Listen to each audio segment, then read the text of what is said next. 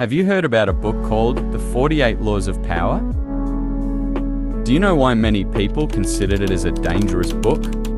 Well, The 48 Laws of Power by Robert Greene is often considered a potentially dangerous book because it provides a strategic guide to acquiring and maintaining power. The book has been criticized for promoting amorality and unethical behavior. However, others argue that the book is simply a reflection of the harsh realities of human nature and that it can be used for good or bad depending on the reader's intentions. However, isn't it true that a book can be said good when its readers give conflicting opinions about it? Well, let's break it down.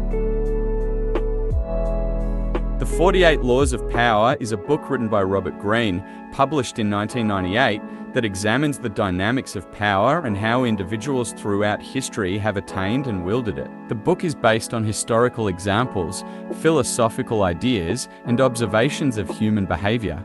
It presents 48 principles or laws that describe strategies people have used to gain and maintain power over others. Each law is a distilled lesson, often accompanied by historical anecdotes, illustrating how individuals in various historical contexts employed these strategies to achieve their goals. The laws touch on themes such as manipulation, cunning, strategy, and human psychology. While the book offers insights into power dynamics, it has been a subject of controversy and criticism due to the emphasis on manipulative and unethical behavior in some of the laws. It's important to understand that the book doesn't promote a particular moral or ethical stance. Instead, it aims to reveal the darker aspects of human nature and the ways in which individuals have sought to exert influence over others throughout history. Some of the laws encourage readers to be aware of potential manipulations, while others suggest tactics for achieving dominance and control in various situations. How do we going to apply the 48 Laws of Power in real life? The 48 Laws of Power explores various principles and strategies for attaining and maintaining power in different situations. While the book is often controversial and not necessarily a guide for ethical behavior, it has gained popularity for its insights into the dynamics of power and human behavior. If you choose to apply the principles from the book, considering the potential consequences of your actions on others and society as a whole, and all the things taught in this book certainly cannot be applied instantly without filtering them first. There are many interesting things that this book tries to convey. Among them are law number 4, law number 21, law number 28, law number 29, and law number 30 that we were going to talk about now. Law number 4. Always say less than necessary. Law number 4 encourages you to be cautious and intentional with your words. When dealing with others, be mindful of what you reveal and consider the potential impact of sharing certain information. Practice active listening and be attentive to the information others divulge. Use your restraint in communication as a tool to maintain power and influence in various situations. When you speak less, you can become a better observer. Pay attention to what others reveal about themselves while keeping your own intentions and plans guarded. Law number 21. Play a sucker to catch a sucker. Appear dumber than your mark. Excerpt from the book. No one likes feeling stupider than the next person. The trick then is to make them feel smart, and not just smart, but smarter than you are. Socrates left no written works of his own. Part of his famous method was not to write down theoretical works, but to engage the citizens of Athens in discussions at the marketplace.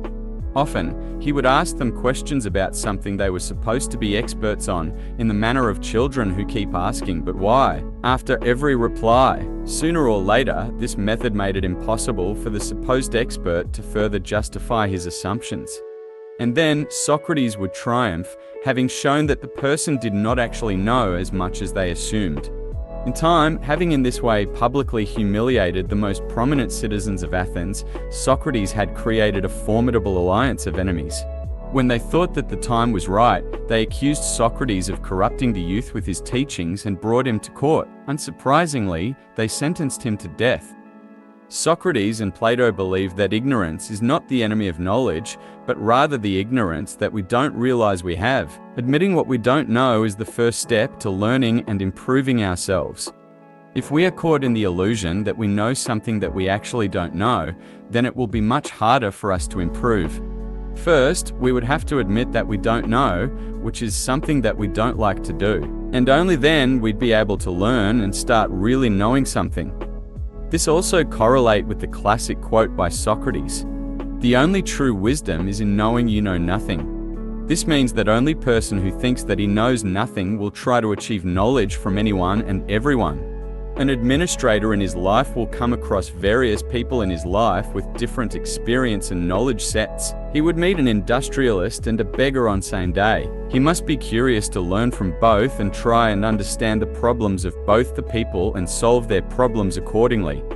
He must not have prejudices against any people and must be willing to change his own views and unlearn and learn. Only then he or she will be able to successfully discharge his duties towards society as a whole.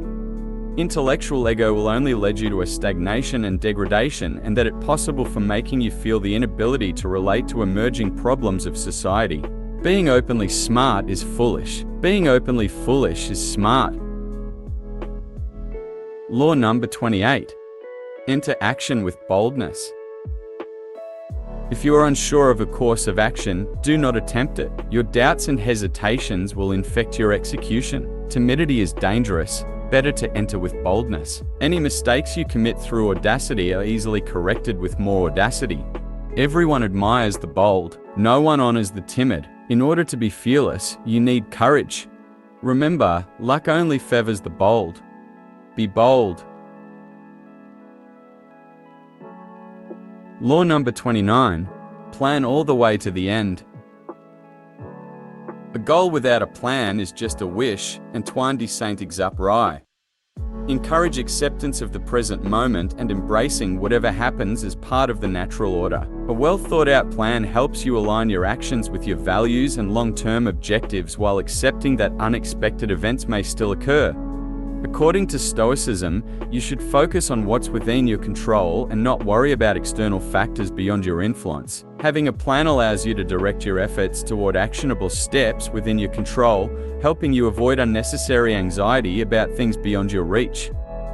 Effective planning involves thinking ahead and anticipating the potential outcomes of your actions. It's not enough to have a short-term plan, you must also consider the consequences in the long run. This law is about adopting a strategic mindset and being prepared for various scenarios that might arise. Law number 30. Make your accomplishments seem effortless. In fact, overnight success is an illusion. Stop believing in magic, because hard work is a compulsory part, but luck is optional. If you have luck, it's better. Can you be successful without luck? Easily. But luck without hard work is impossible. Remember when we talk about grit, the power of passion and perseverance, the main result about the research is that hard work beats talents when talent doesn't work hard. After all, people will only interested in our succeed and achievement than our hard work. Do your best. As with any of the 48 laws of power, it's essential to apply them ethically and responsibly with consideration for the well-being of others. The focus on planning all the way to the end should not be about manipulating or exploiting others, but rather about making informed and calculated decisions that align with your values and goals. Not all situations require the same approach. Consider the context and adapt your strategies accordingly. What works in one situation may not be appropriate in another. Exercise patience and recognize the importance of timing in your actions. Sometimes waiting for the right moment can lead to more significant impact.